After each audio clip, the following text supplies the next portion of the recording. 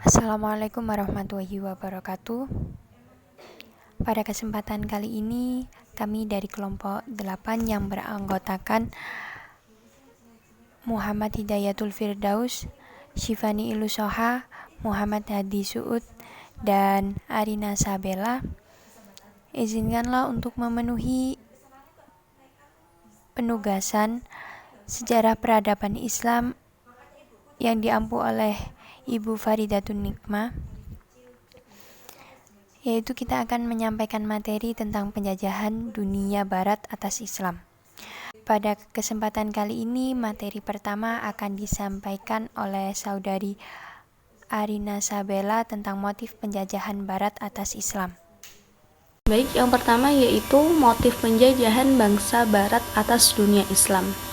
Setelah runtuhnya dinasti-dinasti Islam, kemudian Islam mengalami puncak kejayaan untuk kedua kalinya, seperti pada zaman Turki Utsmani, Safawi, serta Mughal. Namun lambat laun hubungan tersebut tiba-tiba saja terputus dan bangsa barat menyerang bangsa timur dengan nama Perang Salib.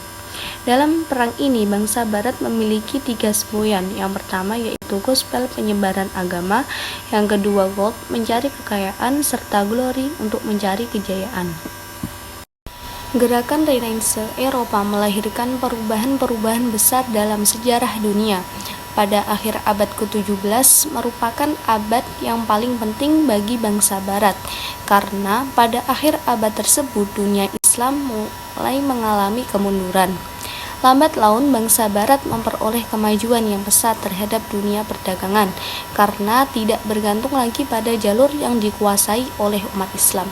Kemudian bangsa barat menjadi penguasa lautan yang bebas melakukan perdagangan dan kegiatan ekonomi dari seluruh dunia.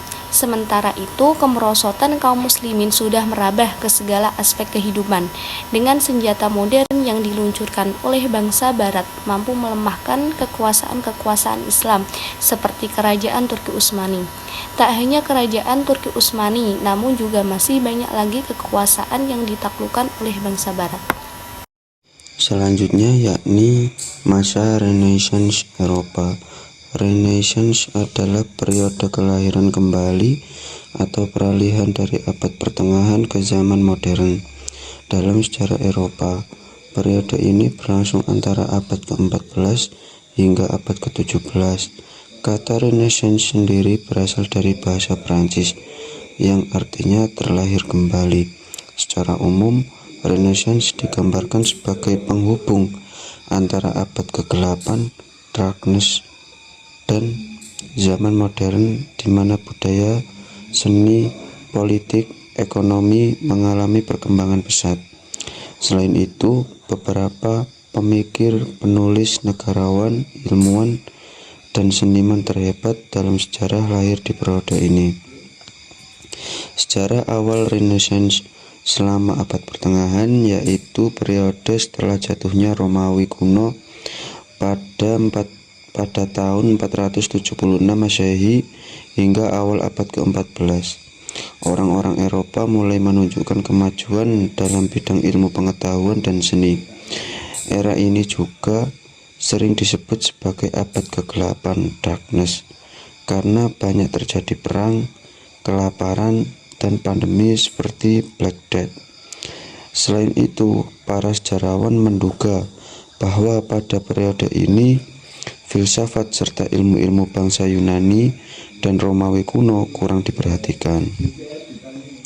Perkembangan Renaissance dimulai di Florence, Italia, kota yang memiliki kekayaan budaya di mana para bangsawan mau dan mampu mendukung seniman pemula. Salah satu keluarga kaya di Florence yang dikenal sebagai penduduk gerakan Renaissance adalah keluarga Medici. Anggota keluarga Medici yang berkuasa di Florence selama lebih dari 60 tahun sangat mendukung keberadaan seniman dan tokoh intelektual. Bahkan para penulis besar Italia, seniman hingga politisi menyatakan bahwa Medici berperan penting dalam revolusi intelektual dan dan artistik selama periode Renaissance.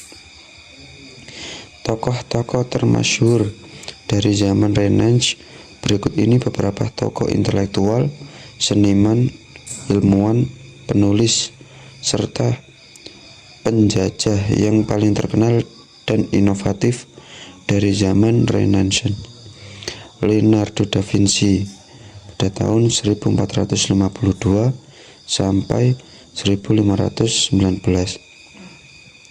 Pelukis, arsitek, penemu kebangsaan Italia yang dikenal atas karyanya The Mona Lisa dan The Last Supper.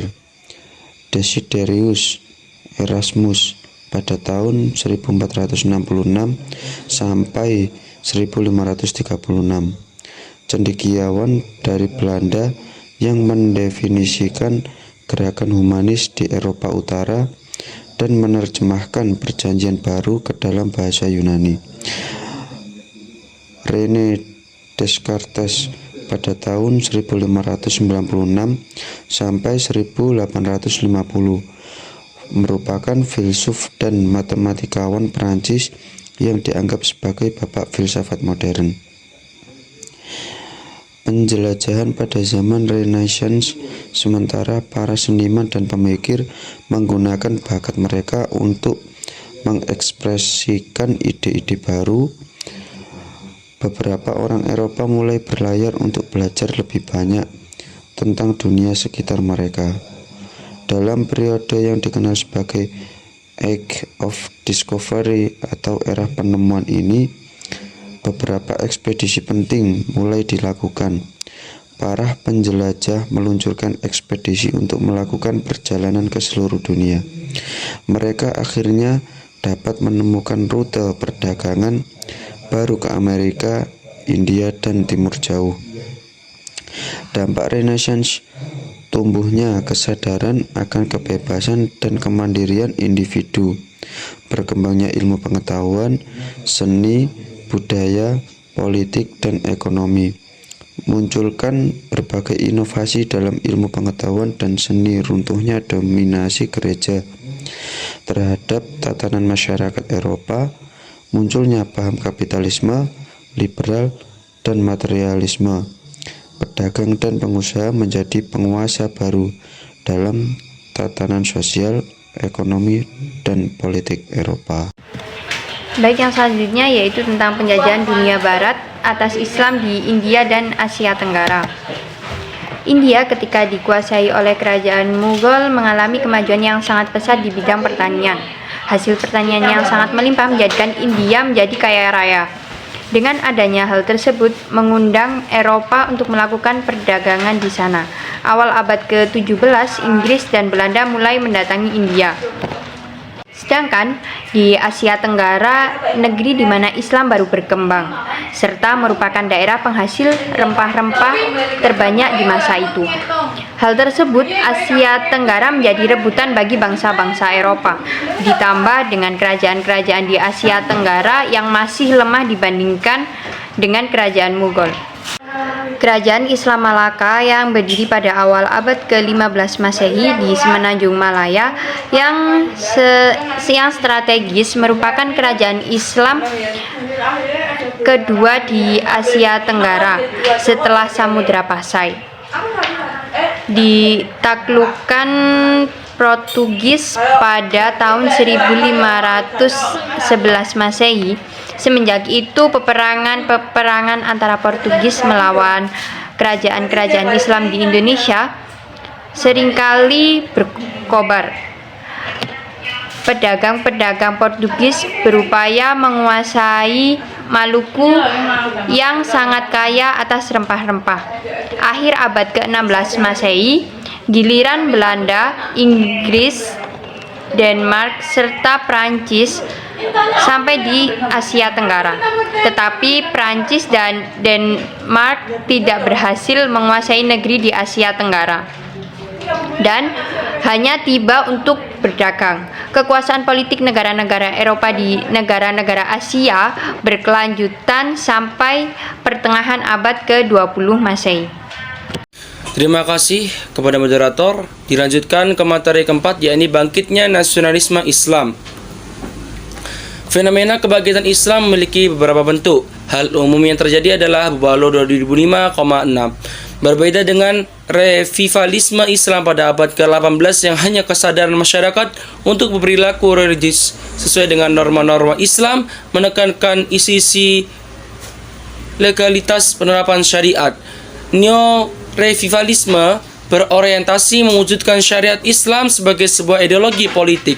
Bentuk kebangkitan Islam tidak lagi terbatas pada tingginya kesadaran beribadah ritual belaka, tetapi juga menempatkan Islam sebagai sebuah ideologi dalam rangka mewujudkan hakimiyat Allah, kedaulatan Tuhan melalui persatuan umat Islam secara global.